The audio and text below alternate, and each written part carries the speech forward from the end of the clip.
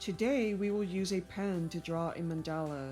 Please do not worry if your mandala is not perfect. The purpose of drawing a mandala is to help us with healing and balance. First, you will trace your circles with a pencil.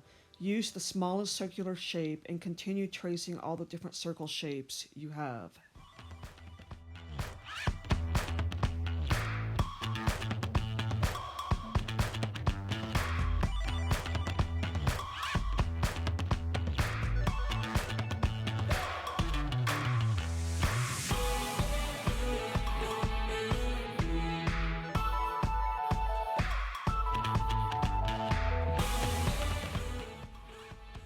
As you can see, I messed up, so I recommend that you trace your circles with a compass or objects that you can find around your house.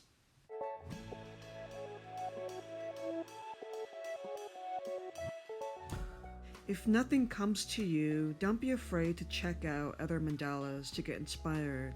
Look around your house. Take note of any geometric shapes that you like. Place those into your mandala. One thing you want to keep in mind is that you have symmetry in all your shapes.